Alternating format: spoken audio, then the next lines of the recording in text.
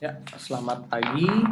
Di sini saya Gede Dehandra di Pastra Wikananda dengan NIM 190261108. Jadi pada kesempatan kali ini saya akan menjelaskan video yang berjudul dengan intraoperatif.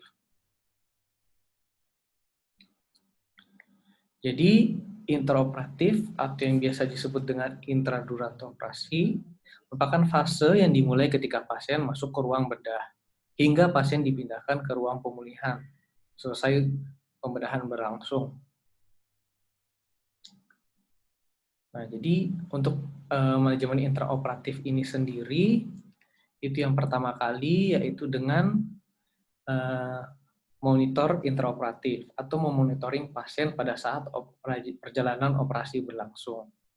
Jadi untuk mengobservasi apakah pada saat berjalannya operasi nanti pasien mengalami komplikasi dan juga mengobservasi tanda-tanda vital daripada pasien. Kemudian juga menulis rekam medis atas apa yang sudah terjadi pada saat jalannya operasi langsung maupun pengobatan yang diberikan pada saat perjalannya operasi berlangsung dan juga ditinjau dari mediko legal. Jadi untuk manajemen interoperasi di sini sebelum dilakukan induksi maka ada beberapa hal yang perlu kita perhatikan. Seperti yang pertama, kita memperhatikan peralatan apa saja yang akan dilakukan pada saat prosedural operasi nanti. Nah, pada persiapan peralatan ini kita singkat dengan namanya metode statics yang akan dijelaskan pada slide berikutnya. Kemudian setelah itu cek apakah pasien dan tindakan yang akan dikerjakan oleh operator sudah sesuai apa belum. Kita perlu cek ulang lagi apakah tindakan yang akan dilakukan itu sudah benar apa tidak, mulai rekam medis, kemudian juga mengevaluasi sebelum induksi ini dievaluasi juga riwayat pemisahan pasien dan persetujuan daripada pasien. Jadi kita mewawancarai sedikit atau melakukan anamnesis secara ringkas pada pasien.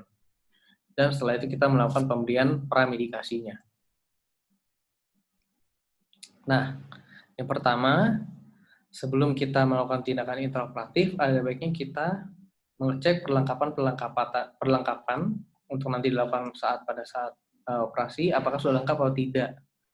Jadi seperti yang sudah saya bilang tadi bahwa ada namanya statics, itu merupakan kepanjangan daripada scope, tubes, airway device, tap, introducer, connector, dan suction.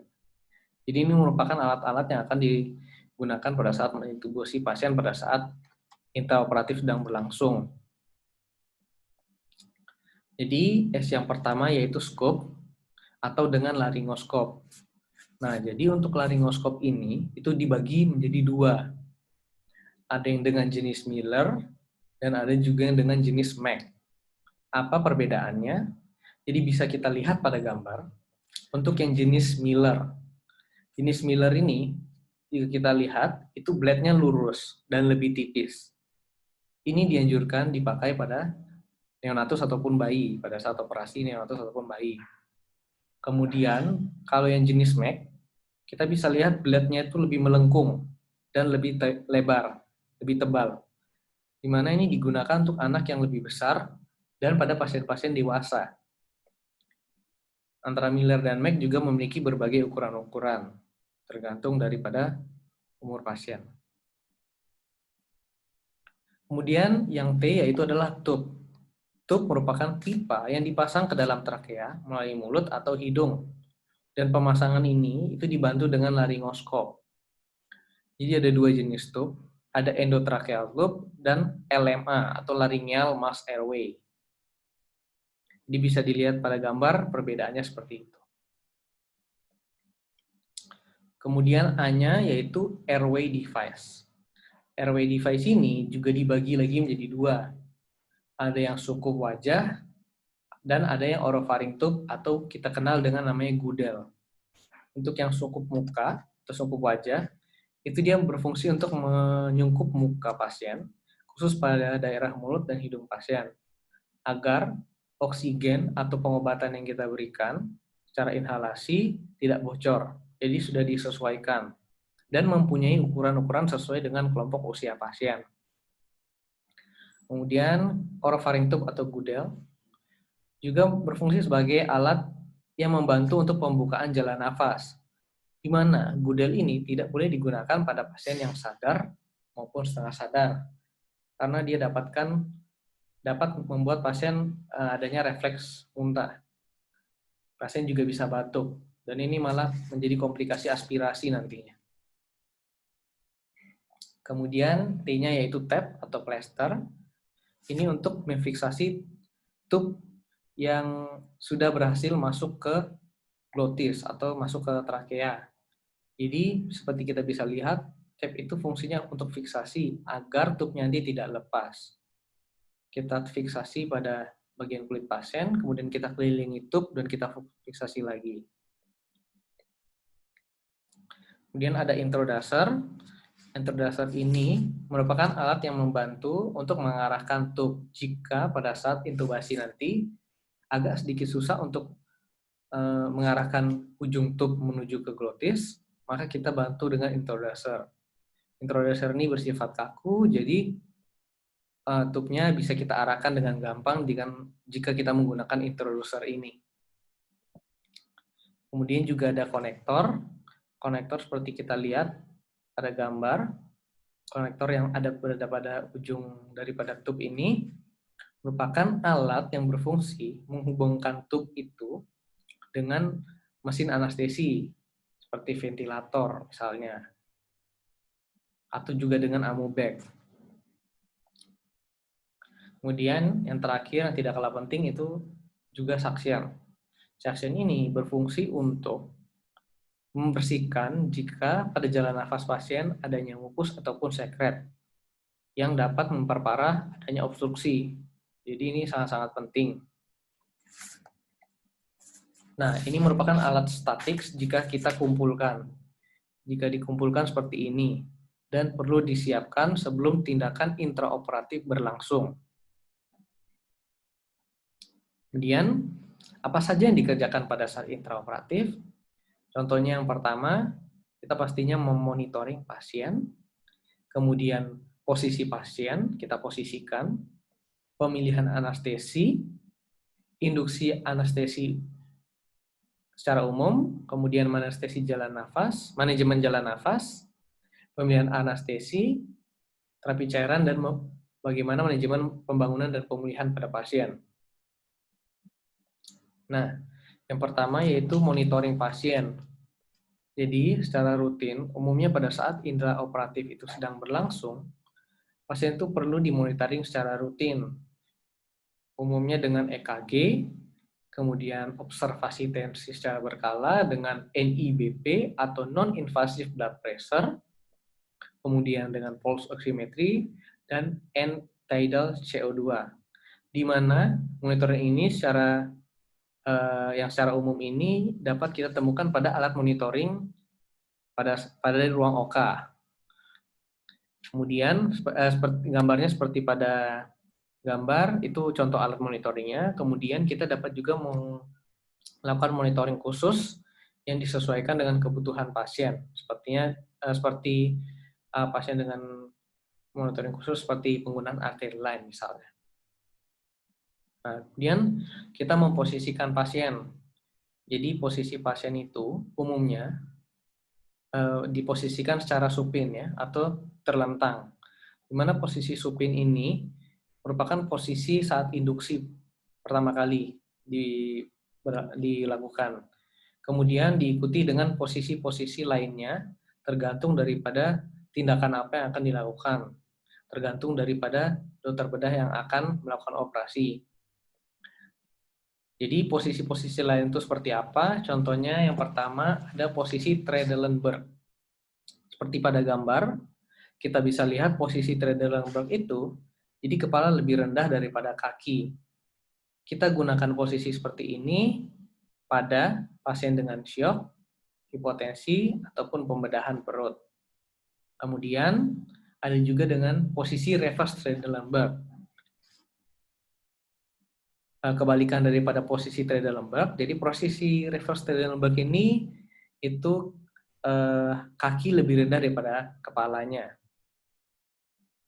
Kemudian ada posisi lainnya seperti posisi lateral, seperti pada gambar. Jadi kita memposisikan pasien menyamping, kemudian untuk mempertahankan tubuh pasien diberikan sanggahan dengan sabuk ataupun plester perekat.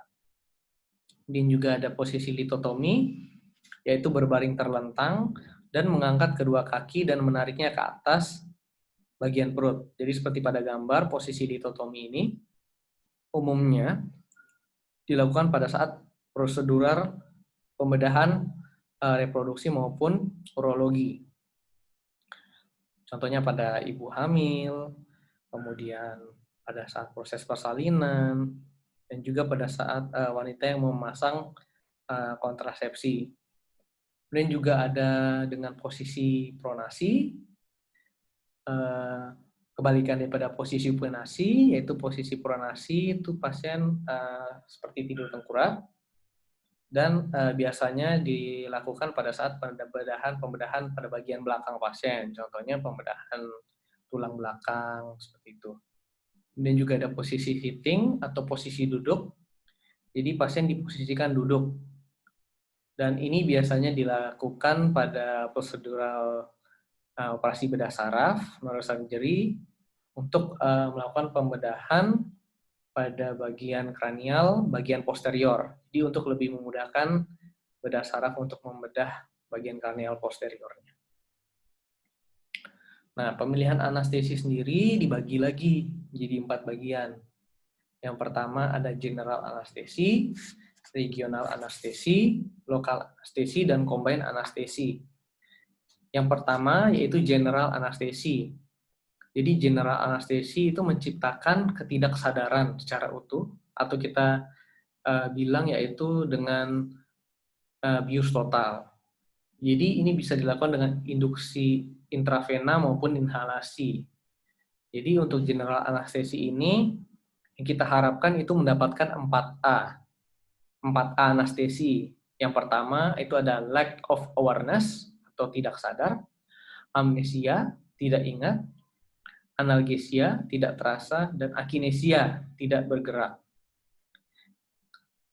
Kemudian, Reis and Gray juga membagi prosedur anestesia umum ini menjadi 3 bagian. Ada hipnotika, anestesia, ataupun relaksasi. Hipnotika, pasien kehilangan kesadaran. Anestesia, pasien bebas nyeri. Relaksasi, pasien mengalami kelumpuhan otot rangka. Kemudian regional anestesia, itu merupakan prosedural tindakan analgesia yang dilakukan secara menyuntikkan obat anestesia lokal pada lokasi sel saraf yang menginervasi regio tertentu. Jadi berbeda dengan general anestesia yang membius secara total, pada regional anestesia ini membius secara regional. Jadi hanya beberapa bagian saja. Sebagai contohnya seperti epidural block, spinal block, brachial plexus block, dan intravenous regional block.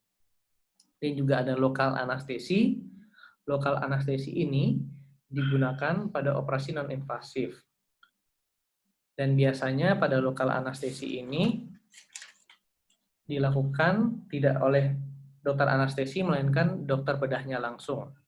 Lokal anestesi juga bisa kita gunakan misalnya pada saat kasus jika ada luka robek di UGD.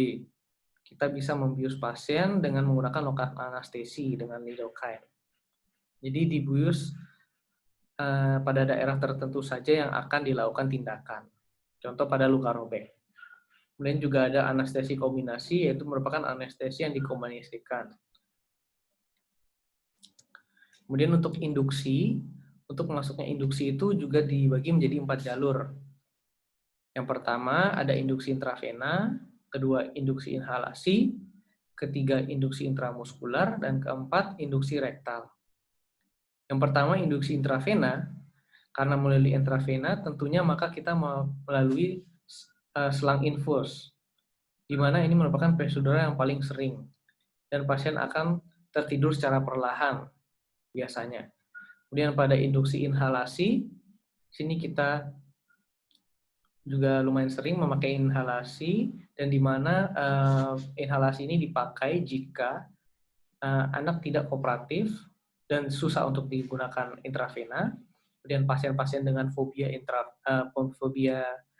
jarum suntik, kemudian jika pasien tidak ada ditemukannya akses vena, maka pemilihan induksinya itu dengan induksi inhalasi.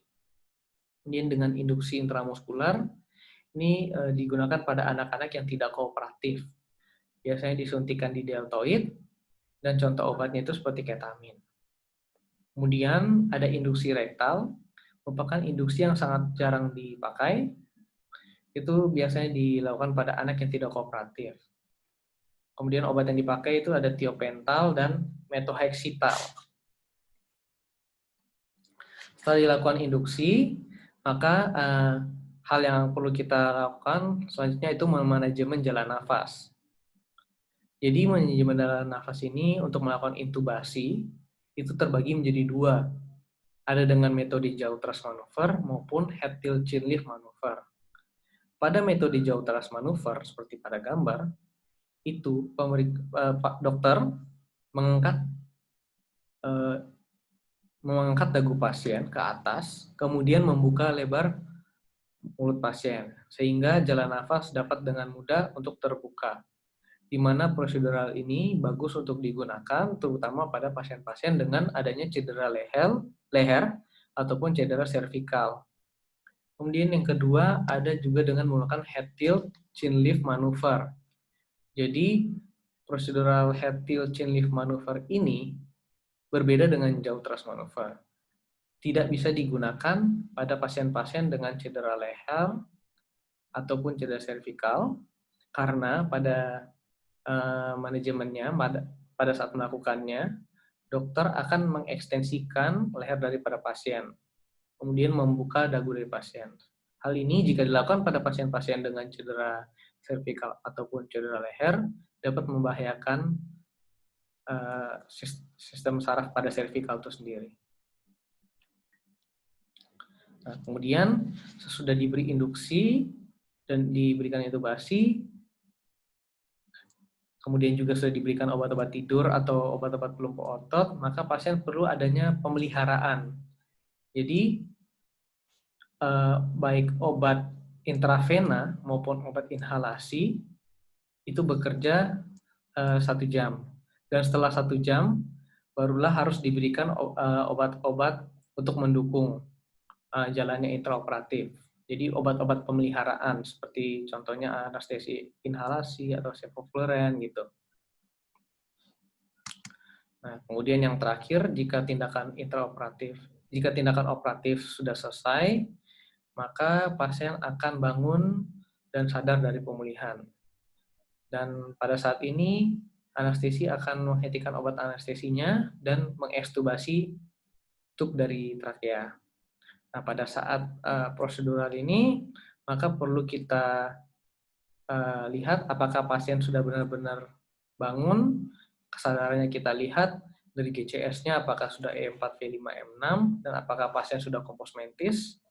Kemudian jika iya, kita lakukan tata laksana selanjutnya dengan pemberikan oksigen 100% dengan sungkup muka. Kemudian kita bisa juga mensupport saluran napas pasien hingga refleks nafas bisa kembali. Kemudian kita periksa juga apakah kekuatan otot dan koordinasi pasien sudah balik lagi, seperti kita mungkin suruh menggenggam tangan, kemudian kita suruh pasiennya untuk menjulurkan lidahnya, dan kita suruh juga pasiennya untuk mengangkat kepala. Jadi untuk mengecek kekuatan otot dan koordinasinya, apakah sudah balik apa tidak. Kemudian jika emang sudah recovery ini sudah berlangsung, maka kita langsung posisikan pasien dengan posisi recovery. Hal ini bertujuan untuk mencegah adanya aspirasi. Ya, sekian presentasi saya mengenai intraoperatif. Terima kasih.